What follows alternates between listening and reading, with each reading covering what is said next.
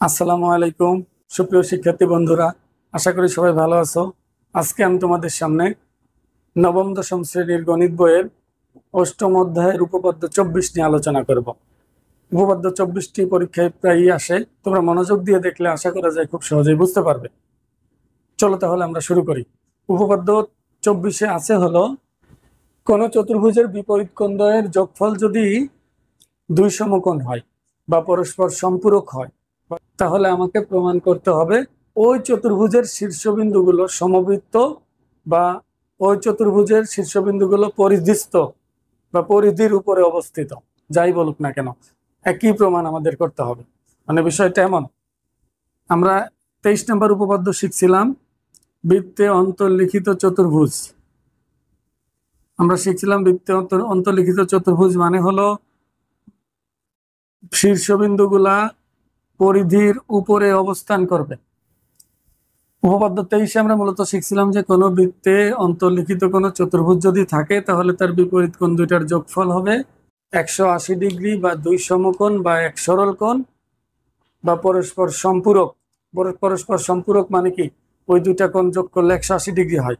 তো এখানে আমাকে বলে দিছে যে একটি চতুর্ভুজের বিপরীত কোণ দুইটা পরস্পর সম্পূরক বা বিপরীত কোণ দুইটার যোগফল দুই সমকোণ বা বিপরীত দুটি কোণের যোগফল হচ্ছে এক সরল কোণ। যেটাই বলুক একই অর্থ প্রকাশ করে। আমাকে প্রমাণ করতে হবে যে এই যে শীর্ষবিন্দুগুলা, এই শীর্ষবিন্দুগুলা একটা বৃত্তের উপরে অবস্থিত বা সমবৃত্ত। এখন দেখো সমবৃত্ত কথাটা কি, তার আগে সমরেখ কথাটা দেখো। সমরেখ হলো যদি কতগুলো বিন্দু একই সরলরেখার উপরে অবস্থান করে, যেমন এ বি সি তিনটি বিন্দু এটা একই সরলরেখার উপরে অবস্থিত হলে আমরা বলতে পারবো এ বি সি বিন্দু তিনটি সমরেখ। সমরেখ মানে কিন্তু রেখা নয়, সমরেখ মানে কয়েকটা বিন্দু একটা রেখার উপর অবস্থিত। তাহলে সমবৃত্ত মানেও কিন্তু বৃত্ত নয়, সমবৃত্ত মানে হলো কতগুলো বিন্দু একটা বৃত্তের উপর অবস্থিত। তাহলে ওই হিসাবে এ বি সি ডি যদি এমন থাকে আর এ বি সি ডি যদি একটা বৃত্তের উপর অবস্থান করে, তাহলে আমি বলতে পারবো এ বি সি ডি হলো সমবৃত্ত। খেয়াল করে ভালো করে, আমাকে বলে দিছে দুইটা কোণের যোগফল হলো 180 বা দুই সমকোণ, প্রমাণ করতে হবে যে বিন্দু চারটি সমবৃত্ত। এখন এটা প্রমাণ করার জন্য আমরা কি করব, প্রথমে চিত্র আঁকি।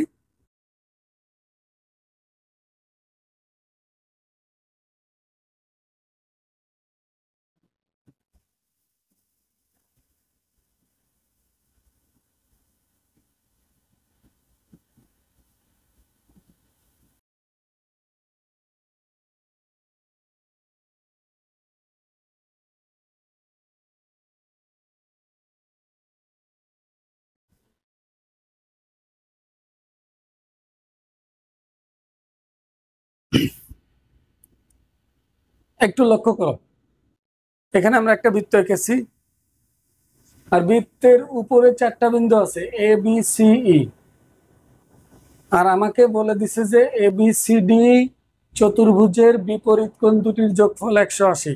আমাকে প্রমাণ করতে হবে এ বি সি ডি বিন্দু চারটি সমবৃত্ত। মনে রাখবা, সমরেখ যদি না হয় মানে একই রেখার উপর না থাকে যদি, তাহলে এরকম তিনটা বিন্দু দিয়ে সবসময় একটা বৃত্ত আঁকা যায়। মানে এটা সমরেখ না হয়ে যদি তিনটা বিন্দু এভাবে বিভিন্ন জায়গা থাকে, এক রেখার উপর না থাকে, তাহলে আমি ইচ্ছা করলে এই তিনটা বিন্দু দিয়ে একটা বৃত্ত অঙ্কন করতে পারবো। এটা আমরা যখন সম্পাদ্য করব তখন দেখতে পারবা যে যে কোনো ত্রিভুজের শীর্ষবিন্দু দিয়ে বৃত্ত আঁকা যায়, মানে বিন্দুগুলো সমরেখ না হলেই তাদের শীর্ষবিন্দু দিয়ে বৃত্ত আঁকা সম্ভব। তো এখানে আপাতত তুমি এটুকু মনে রাখো যে এ বি সি দিয়ে আমি ইচ্ছা করলেই একটা বৃত্ত আঁকতে পারবো, যে কোনো জায়গা দিলেই। কিন্তু বিন্দু যদি চারটা হয়ে যায় তখন ইচ্ছা করলেই চারটা বিন্দু দিয়ে বৃত্ত আঁকা সম্ভব নয়। আঁকা যাবে না এমন না, যাবে মাঝে মধ্যে। কখন যাবে, এই বিন্দু চারটা দিয়ে যে চতুর্ভুজ উৎপন্ন হয় এদের বিপরীত কোণ দুইটা যোগ করলে যদি 180 হয়, তাহলে বিন্দু চারটা দিয়ে বৃত্ত আঁকা যাবে। এটা মাথায় রাখবে। দেখো আমাকে বলে দিছে যে এবিসিডি চতুর্ভুজের বিপরীত কোণ যোগ করলে হয় 180। প্রমাণ করতে হবে যে এবিসিডি বিন্দু চারটি একটা বৃত্তের উপর অবস্থিত। তা আমি সরাসরি চারটা বিন্দু একটা বৃত্তের উপর অবস্থিত এটা বলতে পারবো না। আমি কি বলতে পারি, আমি বলতে পারি যে এবিসি একটা বৃত্তের উপর অবস্থিত, তিনটা বলতে পারবো, কোনো বাধা নাই। এখন আমি ধরে নিলাম যে এ বি সি এবং ই বিন্দু চারটি একটা বৃত্তের উপর অবস্থিত একটা বৃত্ত আমি এখানে অঙ্কন করছি। বিশেষ নির্বাচন আর অঙ্কন বইয়ের মধ্যে যেটা আছে তোমরা ওটাই লিখবা যা আছে। বিশেষ নির্বাচনে বলবা যে এই যে বলছে না কোন চতুর্ভুজের বিপরীত কোণ দ্বয়ের যোগফল, মনে করি আমরা লিখবো যে মনে করি এ বি সি ডি চতুর্ভুজের বিপরীত কোণ, কোণ বি আর কোণ ডি এর যোগফল 180 এবং কোণ সি এবং কোণ এর যোগফল 180 বা দুই সমকোণ যা থাকবে তাই লিখবে আর কি। প্রমাণ করতে হবে যে এ বি সি ডি বিন্দু চারটি সমবৃত্ত।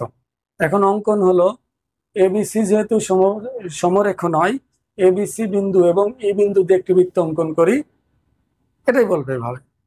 তারপর আসি হলো তোমার প্রমাণ। এখন দেখো প্রমাণটা আমি লিখে দিচ্ছি।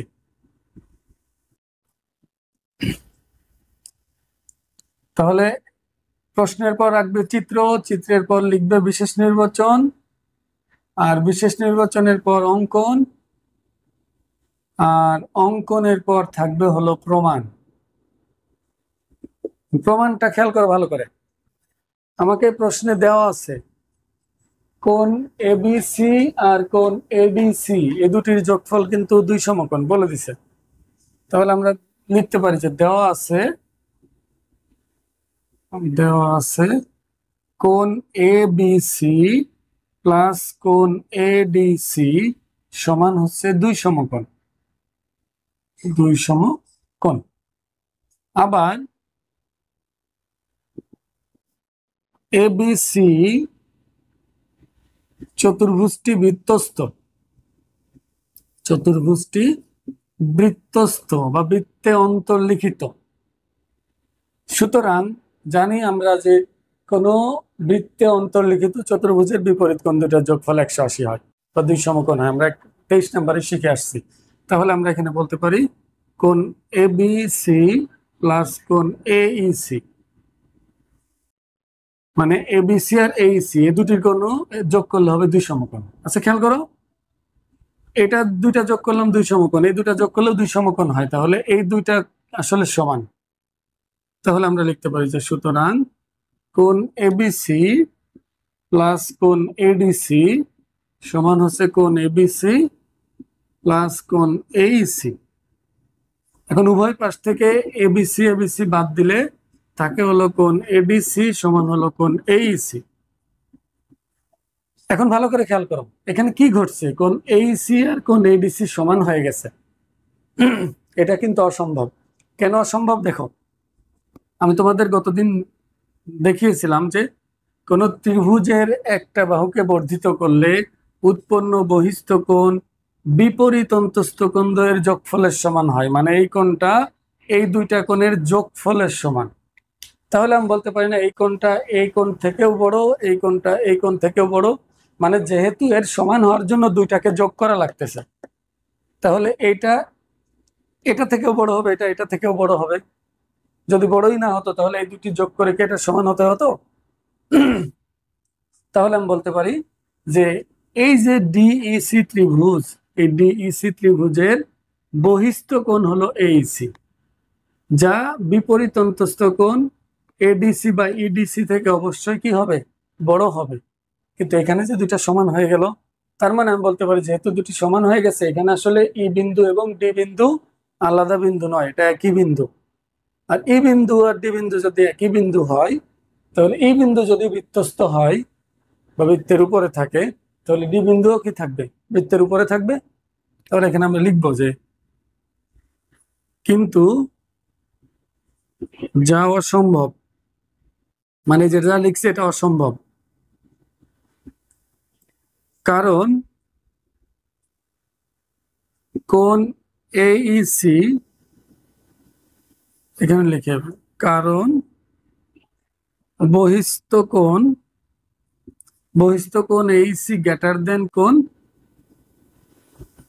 ইডিসি বা এডিসি, মানে ইডিসি কোণ আর এডিসি কোণ একই। তো আমি আর কি ইডিসি না লিখে এডিসি রেখে দিচ্ছি এখানে, এই জন্য এটা চেঞ্জ করলাম।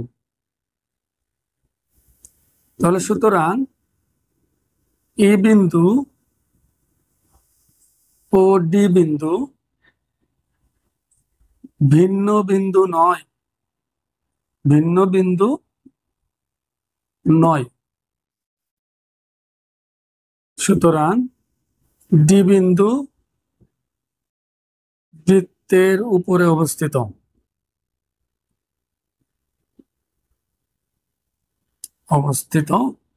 আচ্ছা বলো, ডি বিন্দু যদি বৃত্তের উপরে অবস্থিত হয়, একই বিন্দু হয় দুইটা, তো ডি বৃত্তের উপরে চলে আসলো, তার মানে এ বি সি তো বৃত্তের উপরে আগে থেকেই ছিল, ডি ও বৃত্তের উপরে চলে আসলো। তাহলে আমি লিখে দিতে পারি যে সুতরাং এ বি সি ডি বিন্দু চারটি সমবৃত্ত, বিন্দু চারটি সমবৃত্ত।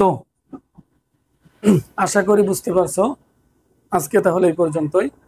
পরবর্তী ভিডিওতে আমরা পরের উপপাদ্যগুলো দেখাবো। আসসালামু আলাইকুম।